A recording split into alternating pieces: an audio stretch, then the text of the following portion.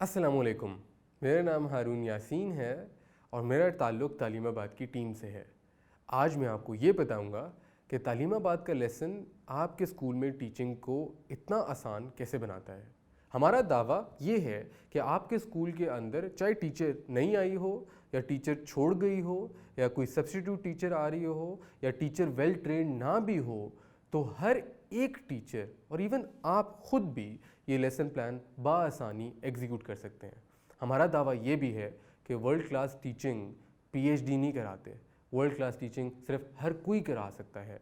और हम आपको आज ये दिखाएंगे कि हमारा लेसन प्लान आपको ये करने में कैसे मदद करता है। सो आइए एक लेसन प्लान की मिसाल को देखते हैं। इस टॉपिक का नाम है the earth and other heavenly bodies, यानी कि ये सोलर सिस्टम के बारे में टॉपिक है।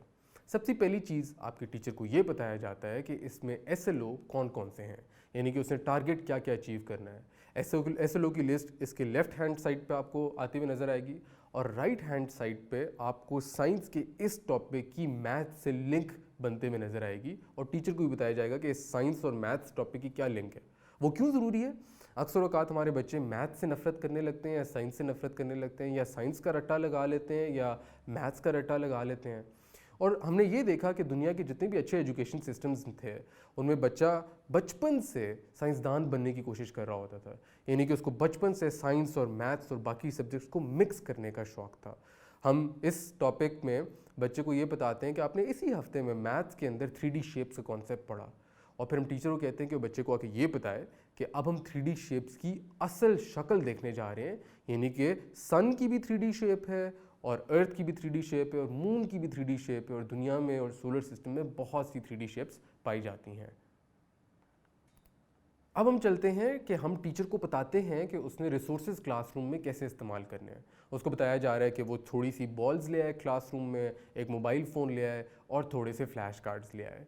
और फिर उसको ये बताया जा रहा होता है कि आपने क्लासरूम का सेटअप कैसे करना है, आपने कुर्सियाँ कैसे रखनी हैं, आपने अगर बच्चों के पेयर्स बनाने या दो दो बच्चों को एक साथ बिठाना है तो अपने कुर्सियों को कैसे रखना है ताकि टीचर क्लासरूम में आने से पहले ही तैयार हो। इससे जब हम आगे चलते हैं तो टीचर को सारी वोकैबुलरी बताई जा रही है। उसको पहले से बताया जा रहा है कि ये अल्फाज आपने इस हफ्ते में बहुत ज़्यादा बोलने हैं और इस लेसन में काफ़ी ज़्यादा इस्तेमाल होगा, ताकि वो उन अल्फाज को सीख ले और उनका मतलब याद कर ले।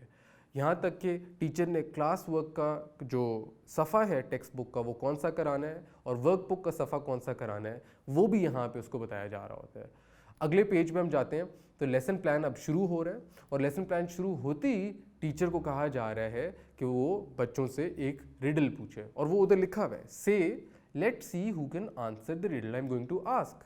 और फिर लिखा हुआ है कि बच्चों से पूछो what do you see at night but not in the daytime, यानी कि आपको रात को क्या नज़र आता है जो दिन को नहीं नज़र आता। और ये एक पहेली जानबूझ के ऐसे पूछी गई है। टीचर को बोला गया कि बोर्ड पे एक बड़ा सा क्वेश्चन मार्क बना दो कि हम बजाय इसके कि क्लासरूम में आते ही बच्चे को डायरेक्टली बताना शुरू कर दें कि ये सन है, ये मून है, ये अर्थ है, हम उसकी तख्लीकी सलाहियत को पहले बाहर निकालने की कोशिश करते हैं। अब इसमें बच्चे क्या जवाब देंगे और टीचर ने क्या उनके जवाबों को एक्सेप्ट करना है कि नहीं करना, कौन सा जवाब ठीक है, कौन सा जवाब गलत है, ये हम टीचर को बता के रखते हैं कि उसने कौन कौन से जवाब एक्सेप्ट करने हैं। अब आगे वाली स्क्रीन पर जाएंगे तो टीचर से बोला गया बच्चों से पूछो कि हम दिन के वक्त सितारे क्यों नहीं देख सकते आसमान में, और इसके साथ साथ ही टीचर को आंसर भी बताया जा रहा है कि उनको आंसर बताती जाए कि हम लोग को दिन को सितारे क्यों नहीं नज़र आते और ये क्या वजह है कि सनलाइट की वजह से हम लोग को सितारे नहीं नज़र आते। हम आगे चलते हैं तो उसको ये भी बताया जा रहा है कि आपने बोर्ड पे ये पूछना है बच्चों से कि आप सन के बारे में मुझे सारी चीज़ें बताओ। तो उसको बोला गया कि आप डायग्राम बना लें एक सन का बोर्ड पे और फिर बच्चों के आंसर उनसे पूछते जाएं। और फिर उसको ये भी बोला गया है कि और आप ये बोलें कि the sun is so hot, it gives out heat which is why we sometimes feel hot when it is sunny outside. यानी टीचर को जो जो डायलॉग बोलना है क्लास में वो सारे डायलॉग उसको यहाँ दिए जा रहे हैं। The sun also gives light, the sun is very big.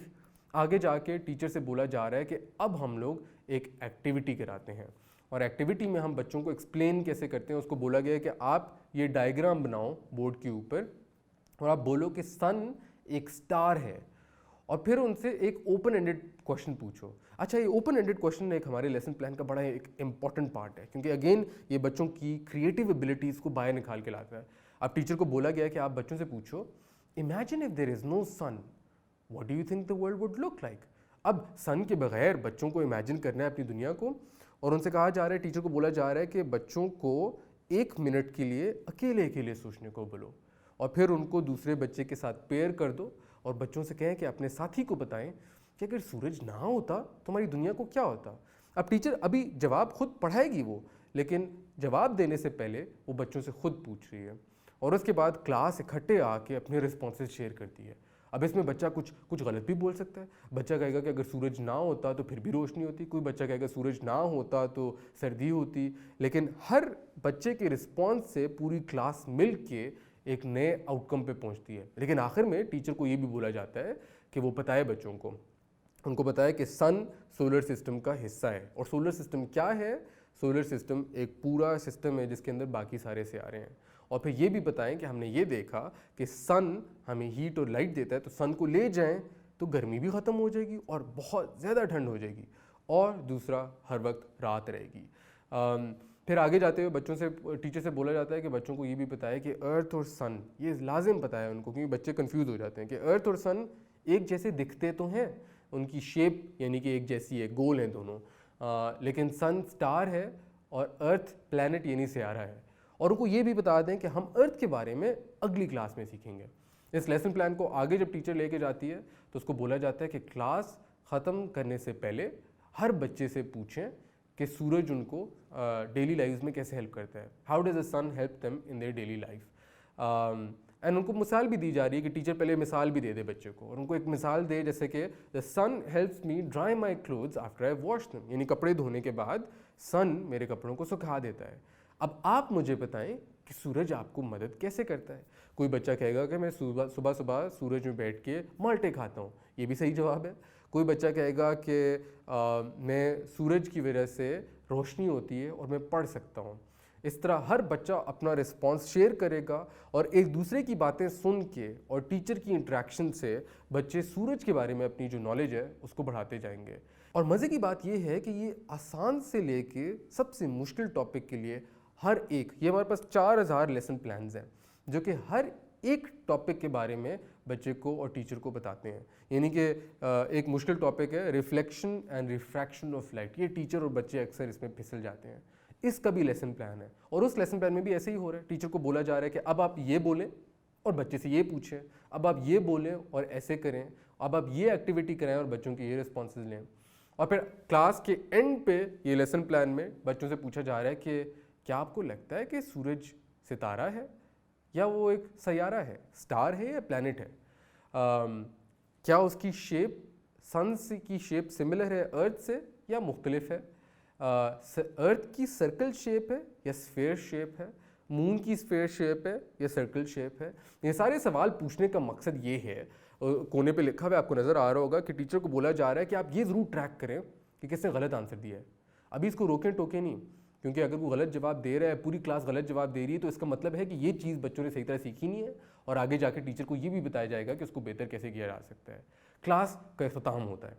ये एक 30 मिनट की क्लास है, 45 मिनट की, जो कि हमने बहुत जल्दी से आपको दिखा दी है, लेकिन हर एक दिन का, हर एक मिनट का ऐसा एक लेसन प्लान मौजूद है जो कि आपके टीचर के फ़ोन पे और उसके स्कूल में जो स्क्रीन लगी हुई है उस पर उसको मैसर होगा। तो आप खुद सोच के देखें कि अगर हर टीचर के लिए इतना वर्ल्ड क्लास एजुकेशन का एक स्टाइल पड़ा हुआ है तो टीचिंग कितनी आसान हो जाएगी। अगर आप और जानना चाहते हैं तो आए हमारे साथ मिल के काम करें और तालीम की तहरीक को और दूर फैलाएं। शुक्रिया।